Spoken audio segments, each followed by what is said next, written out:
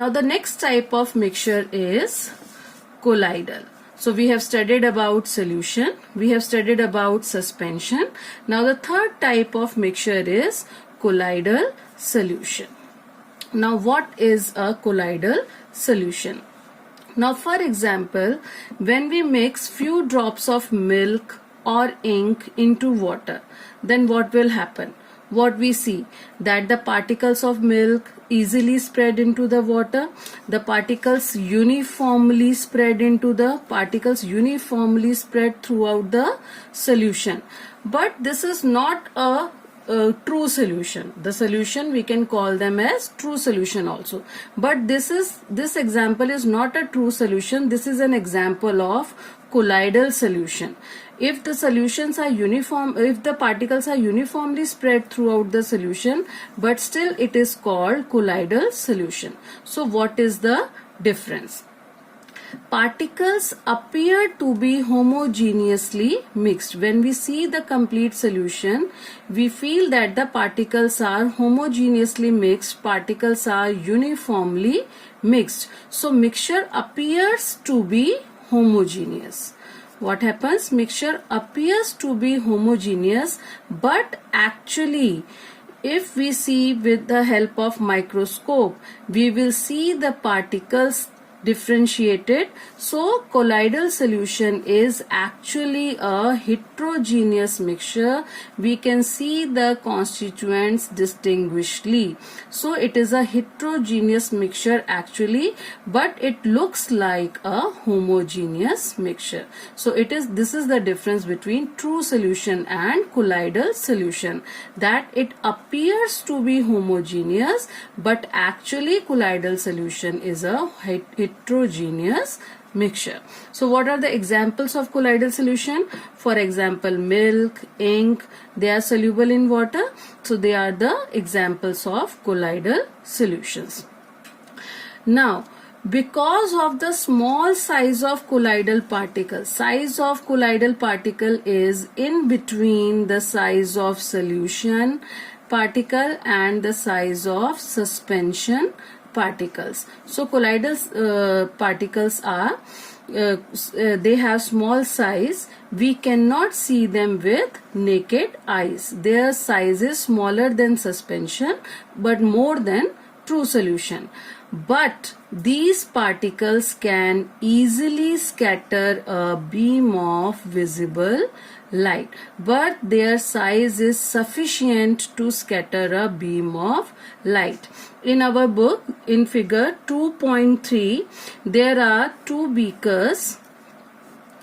In first beaker, we have taken copper sulfate solution.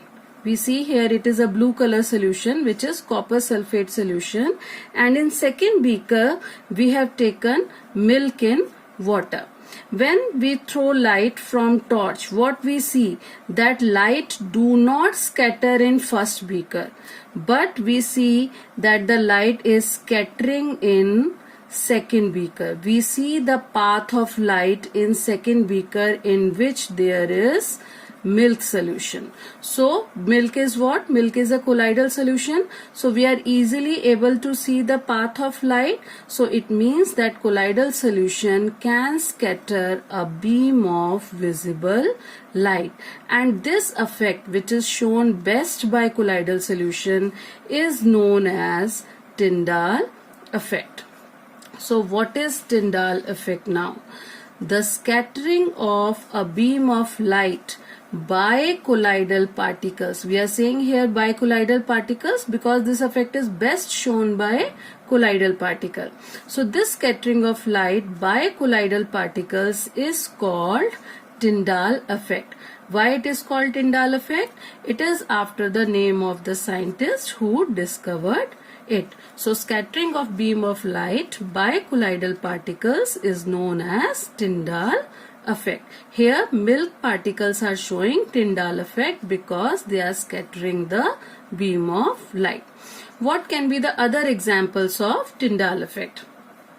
Now suppose when we see in a room, when a beam of light enters in a room and this room is a dark room, there is no light in it, but if from the one side a beam of light is coming through a small hole, then what happens?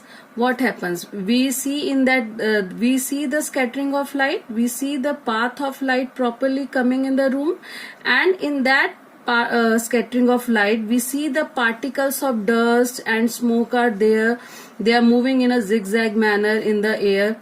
So what happens, these particle of dust and particle of smoke, they are the colloidal particles which are scattering the light. So that is why the path of light is visible. So presence of colloidal particle is necessary for the scattering of light. Another example can be when sunlight passes through a canopy of dense forest. When there is a dense forest, large trees are there, but in between the space the sunlight is coming. We can see the path of sunlight coming very clearly. So why we are able to see the sunlight passing through the canopy? Because in the forest there is mist. Mist contains, what mist contains? It contains tiny droplets of water. Now here this mist or tiny droplets of water act as colloidal particles. So these colloidal particles can scatter a beam of light. That is why we can see Tyndall effect here. So these are the two examples of Tyndall effect. Thank you.